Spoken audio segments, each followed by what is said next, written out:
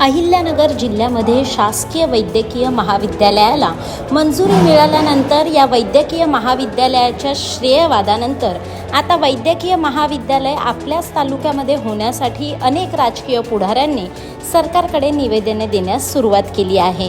तत्पूर्वी हे शासकीय महाविद्यालय प्राथमिक तत्वावर शिर्डी येथे सुरू होणार असल्याचे समजताच अहिल्यानगर दक्षिण लोकसभेचे खासदार निलेश लंके यांनी जिल्हाधिकाऱ्यांची भेट घेऊन शासकीय वैद्यकीय महाविद्यालय अहिल्यानगर शहराच्या लगतच व्हावे अशी मागणी केली होती। त्यावेळी शहराजवळील उपलब्ध जागा महाविद्यालयासाठी देखील जिल्हाधिकाऱ्यांच्या निदर्शनास आणून देण्यात आले होते। त्यानंतर पत्रकार परिषद घेत खासदार निलेश लंके यांनी शासकीय महाविद्यालय शहराजवळ करण्याची मागणी करत शिर्डी येथील वैद्यकीय महाविद्यालयाला अप्रत्यक्ष विरोध दर्शवला होता। वैद्यकीय महाविद्यालय शहराच्या बाहेर गेले तर वेळप्रसंगी आंदोलन हाती घेऊ असे खासदार निलेश लंके यांनी पत्रकार परिषदेत सांगितले होते। होईना इथं झालंच पाहिजे ही माझी महत्त्वाची भूमिका आहे। त्यासाठी मी वेळेप्रसंगी आंदोलन सुद्धा करीन, कारण नगरमध्येच मेडिकल कॉलेज झालं पाहिजे। अहिल्यानगर हे जिल्ह्याचं सेंटर आहे, त्या परिसरामध्ये झालं पाहिजे। तुम्ही एका बाजूला जर मेडिकल कॉलेज घेऊन जाता याच्यात इंटरेस्ट काय? त्यामुळे माझी सर्वपक्षीय आमदारांना आणि सर्वपक्षीय खासदारांना माझी विनंती आहे की तुम्ही सुद्धा, मी कुठल्या पक्षाचा खासदार बोलतो यापेक्षा मी जिल्ह्याचा विचार करून बोलतो, तुम्ही सुद्धा याच विचारावर सगळ्यांनी ठाम राहिले पाहिजेत। ज्यांनी ज्याच्या पक्षाच्या नेते मंडळींना सांगितलं पाहिजे एअरपोर्ट आलं शिर्डीला, उद्या हे मेडिकल कॉलेज शिर्डीला जाऊ नये, कारण शिर्डीला साईबाबांचं मोठं हॉस्पिटल आहे। माझं दुमत नाही, शिर्डीबाबत माझं दुमत नाही, पण शिर्डी एका कोपऱ्याला पडतं। नगर हे सेंटर आहे, अहिल्यानगर हे जिल्ह्याचं सेंटर आहे, त्यामुळे नगरमध्ये मेडिकल कॉलेज झालं पाहिजे। उद्या तुम्ही साईबाबा हॉस्पिटलला जर कनेक्ट करून जर तुम्ही उद्या मेडिकल कॉलेज चालू केलं, ती सुद्धा शक्यता नाकारता येणार नाही। त्यामुळे मी आज कलेक्टर साहेबांना भेटून सांगितलं की जागा ही 10 किलोमीटरच्या परिघामध्ये दिली पाहिजे। दरम्यान पालकमंत्री राधाकृष्ण विखे पाटील यांना महाविद्यालयाच्या जागेच्या वादाबाबत पत्रकार परिषदेत विचारले असता त्यांनी वैद्यकीय महाविद्यालय अहिल्यानगर जिल्ह्यासाठी मंजूर झाले आहे, ते उत्तर किंवा दक्षिण असे मंजूर झाले नाही। काही लोकांना आता काम शिल्लक राहिले नाही, त्यामुळे असे काही सुचत असते असा टोला लगावला। वैद्यकीय महाविद्यालयासाठी सरकारने एक समिती नेमली असून जिल्हाधिकारी स्तरावर महाविद्यालयासाठी जागेची पाहणी सुरू आहे। त्याबाबतचा अहवाल लवकरच शासनाकडे जाईल असे देखील यावेळी मंत्री राधाकृष्ण विखे पाटील यांनी सांगितले। असं की जिल्ह्यामध्ये वैद्यकीय महाविद्यालय व्हावे अशी आपली कल्पना आहे सगळ्यांनी। त्यासाठी सरकारने समिती नेमलेली आहे। मान्य जिल्हाधिकाऱ्यांच्या स्तरावर त्या संदर्भात कुठं जागा उपलब्ध आहे ते पाहणी करताय, आणि तो पाहणी अहवाल ज्यावेळी जाईल त्यानंतर निर्णय होईल। त्याच्यामध्ये काही वेगळं असंच कारण नाही। आणि मुळातच हे आदरणीय प्रधानमंत्र्यांची भूमिकाच होती, आणि त्या अनुसरून आपल्या राज्य सरकारनं या बाबतीमध्ये पुढाकार घेऊन प्रत्येक जिल्ह्यात वैद्यकीय महाविद्यालय सुरू करण्याचा निर्णय घेतला होता, आणि तो आपल्या जिल्ह्याचा निर्णय परवा माननीय मुख्यमंत्री जाहीर केला। काही निरंतर चांगली जी प्रक्रिया आहे, त्यामुळे याच्यात काही मला वाटत नाही की आता काही लोकांना काम शिल्लक राहिलं नाही, त्यामुळे दुर्दैवाने त्यांना आता अशा काही गोष्टी सुचतात।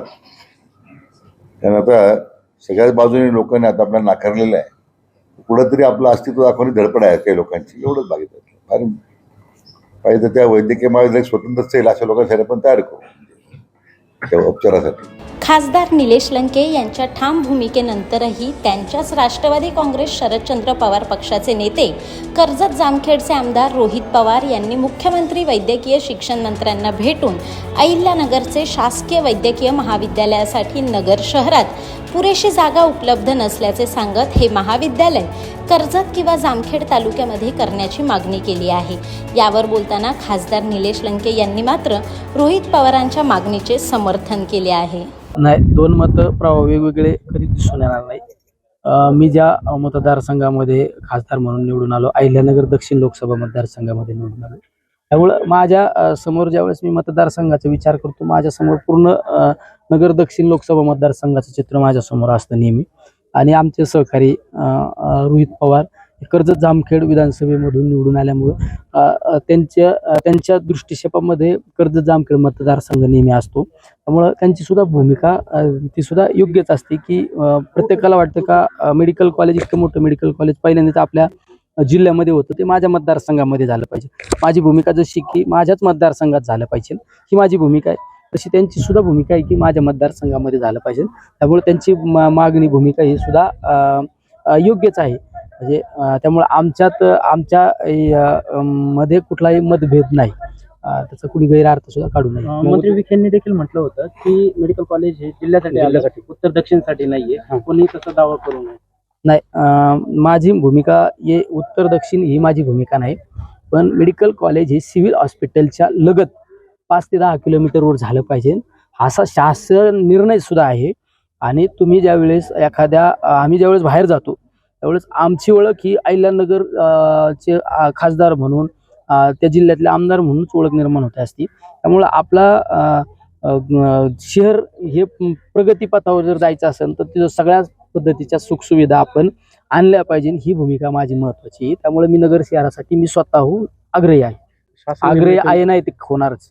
शासन निर्णय सांगताय तुम्ही, मग एकंदरीत रोहित पवारांना त्याबाबत काही सांगणार आहात का, सल्ला देणार? नाही, सल्ला देण्यापेक्षा ते रोहित पवार हे आमच्या पक्षाचे नेते आहेत आणि नेते असल्या कारणास्तव त्यांची जी मागणी केलेली त्या मागणीला माझ्यासारख्या एखाद्या कार्यकर्त्याने त्याला काउंटर करणं चुकीचं आहे.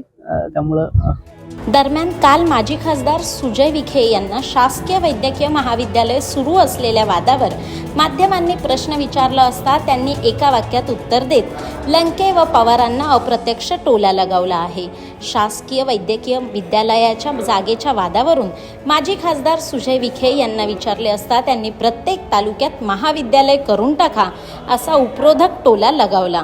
तालुक्यात एक महाविद्यालय जाहीर करून टाका, तालुक्यात एक महाविद्यालय जाहीर करून टाका, तालुक्यात एक महाविद्यालय जाहीर करून टाका, तालुक्यात एक महाविद्यालय जाहीर करून टाका. खासदार निलेश लंके यांच्या अचानक बदललेल्या भूमिकेने संभ्रमाचे वातावरण निर्माण झाले आहे.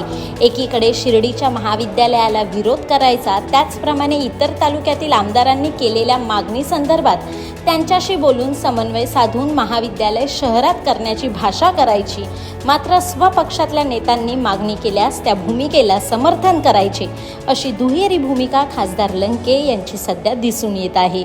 त्यामुळे शासकीय वैद्यकीय महाविद्यालय पूर्णत्वास येण्याच्या अगोदरच श्रेयवाद आणि जागेच्या प्रश्नावरून वादाच्या भोवऱ्यात सापडण्याची चिन्हे दिसत आहेत.